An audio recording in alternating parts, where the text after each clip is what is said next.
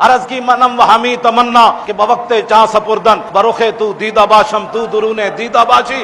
حضور یہی تو ایک تمنا تھی کہ دنیا سے جاتے ہوئے آپ مجھے دیکھیں میں آپ کو دیکھوں. ہمارے آقا و مولا حضور پر نور شافع یوم النشور صلی اللہ تعالی علیہ وآلہ وبارک وسلم نے اپنے گستاخوں اور دشمنوں کو مروانے کے لیے صحابہ کو بھیجا، اور پھر جب نبی علیہ الصلوۃ والسلام کے خلاف کوئی کافر بات کرتا یا اسلام کے خلاف، تو نبی علیہ الصلوۃ والسلام حضرت حسان کے لیے مسجد نبوی شریف میں ممبر بچھواتے. جب حضرت حسان وہاں کھڑے ہوتے تو حضور فرماتے کہ میں حسان میرے دشمنوں کو جواب دو. اور پھر جب حضرت حسان حضور کے دشمنوں کو جواب دے کر حضور کی تعریف کر کے فارغ ہوتے تو نبی علیہ السلام فرماتے شفیتا واستشفیتا، کہ تو نے میرے دشمنوں کو جواب دے کر اور میری تعریف کر کے اپنے سینے کو بھی ٹھنڈا کیا اور مسلمانوں کے سینے کو بھی ٹھنڈا کیا تھا. اور نبی علیہ الصلوۃ والسلام کو جب ایک موقع پر صحابہ نے عرض کی کہ حضور انہوں نے تو یہ بات کی ہے اسلام کے خلاف اور ہمارے خلاف، تو نبی علیہ السلام نے یہ نہیں فرمایا کہ آپ نے بڑے معتدل طریقے سے جواب دینا ہے اور بڑے تحمل سے جواب دینا ہے. فرمایا قولوا لہم کما قالوا، فرمایا جیسے انہوں نے بات کی ہے اسی انداز میں ان کو جواب دینا ہے. تو یہاں بڑا چرچا ہے کہ جی اقوام متحدہ کے پلیٹ فارم پر حضور کی عزت کی بات کی گئی ہے، اور چونکہ اقبال کہتا ہے کہ اس میں کیا شک ہے کہ محکم ہے یہ ابلیسی نظام، اور پختہ تر اس سے ہوئے خوئے غلامی میں عوام. آرزو اول تو پیدا ہو نہیں سکتی کہیں، ہو کہیں پیدا تو مر جاتی ہے یا رہتی ہے خام. تو پختہ افکار کہاں ڈھونڈنے جائے کوئی، اس زمانے کی ہوا رکھتی ہے ہر چیز کو خام. ہماری قوم چونکہ خوئے غلامی میں بہت آگے ہے، اور خاص میں خود بھی پنجابی ہوں، خاص کر کے پنجابیوں کے بارے میں تو یہاں انگریز 100 سال بڑے مزے سے حکومت کر کے گیا ہے، اور بڑے بڑے اعلیٰ اس کو خدام یہاں ملے، اور جنہوں نے سالانہ جا کر وائسرائے ہند اور ملکہ برطانیہ کو وہ کتابیں میرے پاس پڑھی ہے، اپنی رپورٹ پیش کرتے تھے کہ آپ کے دور میں تو شیر اور بکری نے ایک جگہ پانی پیا ہے، اور انگریزوں کو اعلیٰ حضرت تک لکھ کر اپنے سپاس نامے پیش کرتے رہے. ایسے وہ تھوڑے 100 سال یہاں گزار گئے.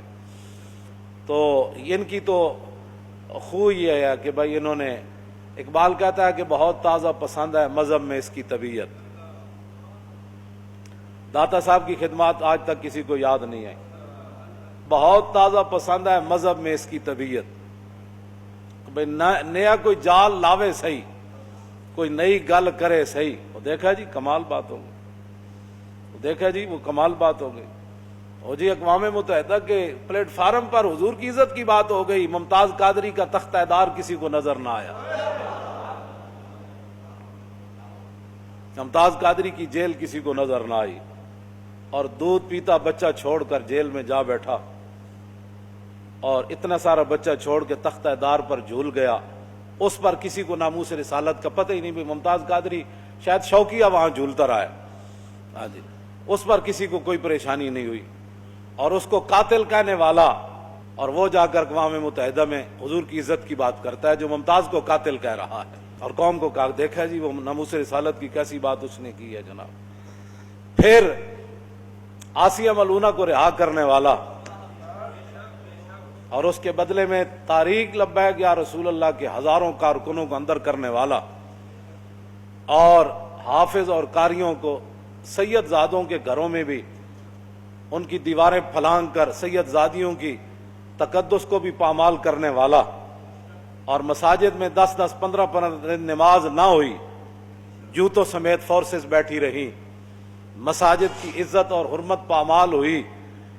اور 2 عالم شہید ہوئے اس دوران. مولانا یوسف سلطانی جیل میں شہید ہو گئے، علامہ منیر احمد نعمانی باہر آ کر شہید ہو گئے. ہزاروں دہشت گردی کے پرچے کٹے. حضور کی عزت کی خاطر جو لوگ باہر نکلے ان کے خلاف پرچے کٹے. قوم کو وہ ناموس رسالت کی بات یاد نہ رہی، اور 2 جملے کہنے پر کہا جی دیکھا ہے اس نے وہ کیسی بات کی. تو میں نے کہا وہ بات وہاں کرتا نا، اگر وہ سٹیج پر بات کر رہا تھا تو جو آیت میں نے آج پڑھی ہے یہ آیت پڑھتا نا، کہ بھائی آپ کو کیا تکلیف ہے 295 پر۔ اللہ نے فرمایا قرآن میں کہ جو اللہ اور اس کے رسول کو ایذا دیتے ہیں ان پر لعنت ہے دنیا آخرت میں۔ کہ تاریخ لبیک یا رسول اللہ نے تو پوری دنیا میں مسئلہ ناموس رسالت اجاگر کر دیا ہے، پوری امت کی توجہ ان کی طرف جا رہی ہے۔ ہاں جی، یہ ساحری جو تم نے وہاں کیا ہے اس پر یہ آیت پڑھتا نا کہ بھائی 295 کے خلاف آپ بھی روزانہ بک بک کرتے ہیں، ہمارے ملک میں بھی لوگ حضور کی عزت کے قانون کے خلاف باتیں کرتے ہیں۔ یہ تو قرآن کہتا ہے کہ جو اللہ رسول کو ایذا دیتے ہیں ان پر دنیا میں بھی اللہ کی لعنت ہے اور آخرت میں بھی اللہ کی۔ دنیا میں لعنت کیا ہے کہ دنیا میں گستاخ رسول قتل ہوگا، یہ لعنت ہے اس کے لیے، اور آخرت کی لعنت یہ ہے کہ اسے جہنم میں ڈال دیا جائے گا۔ تو یہ بات بیان کرتا نا وہاں کہ جناب یہ آپ کو پریشانی نہیں ہونی چاہیے، یہ رسول اللہ کا اپنا فرمان ہے، من سب نبیا فاقتلوہ۔ اس کے راوی سارے ائمہ اہل بیت ہے، مولا علی اس کے راوی ہیں۔ فرمایا کہ جو نبی کے بارے میں بات کرے اس کی سزا صرف یہ ہے کہ اس کو قتل کر دیا جائے۔ اور اس کی 2 تقریریں کہتے دیکھا جی وہ کیسی تقریر کی۔ میں نے کہا وہاں کہتا نا، اس وہاں جا کہتا کہ جو بھی حضور کے خلاف آئندہ بات کرے گا ہم خود اس کو قتل کریں گے۔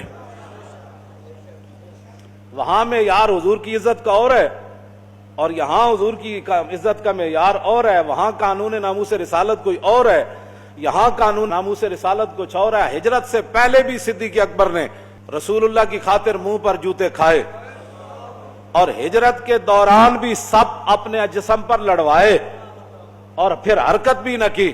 اور پھر جب میدان حدیبیہ آیا تو عروہ بن مسعود نے صرف اتنی بات کہی کہ یہ آپ کو چھوڑ جائیں گے۔ تو یہ نہیں کہ آج جنگ کا میدان ہے تو صدیق کا معیار بدل گیا۔ مکے میں معیار اور تھا، غار میں معیار اور تھا، مدینہ منورہ میں معیار اور تھا۔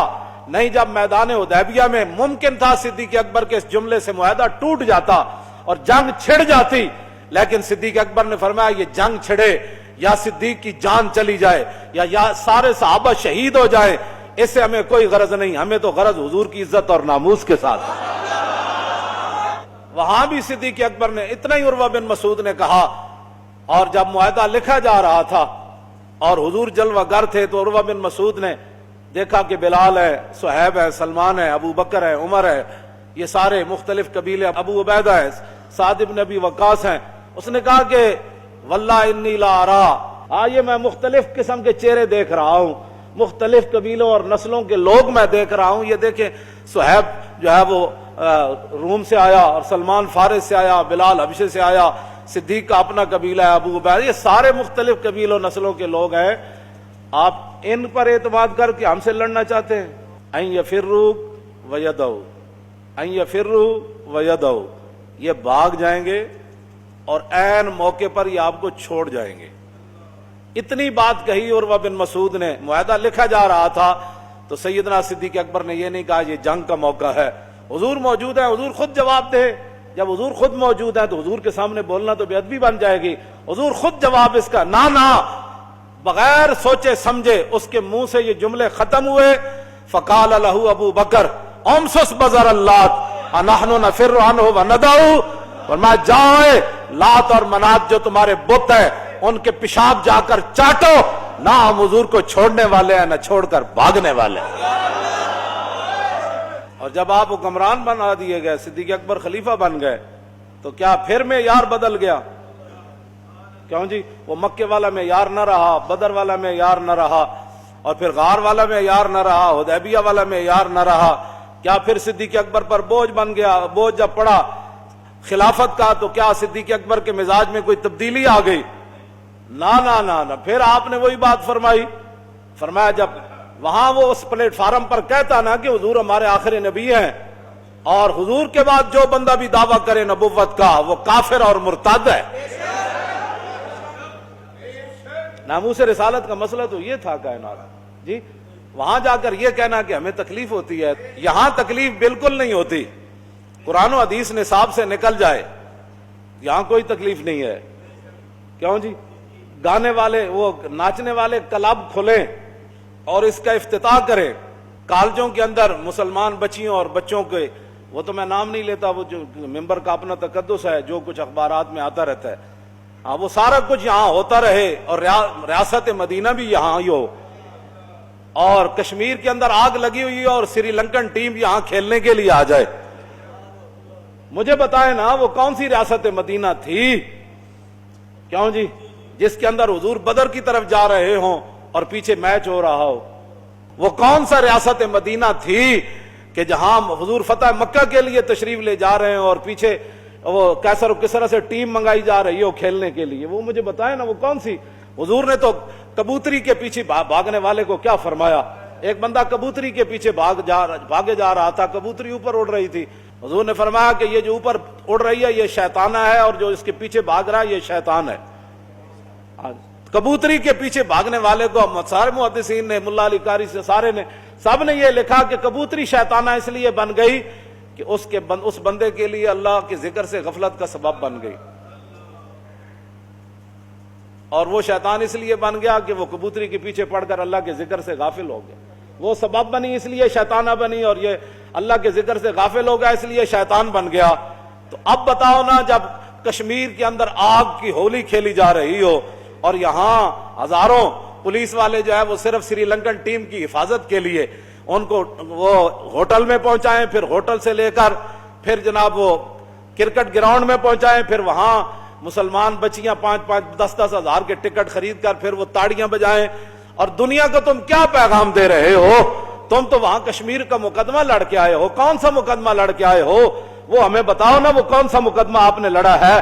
آتے ہوئے سری لنکن ٹیم آ گئی, دنیا کو تم یہ پیغام دینا چاہتے ہو کہ کشمیر ہولی کھیل جائے, کشمیر اجڑ جائے, ہم پھر بھی امن والے ہیں, آپ نے بالکل پریشان نہیں ہونا, ہم پھر بھی کرکٹ کھیلنے والے.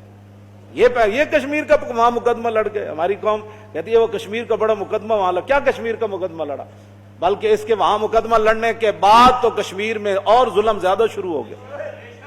مزید ویڈیوز اور اپڈیٹس کے لیے یوٹیوب پر علامہ Khadim Hussain Rizvi official channel subscribe کریں اور بیل آئیکن پر بھی کلک کریں.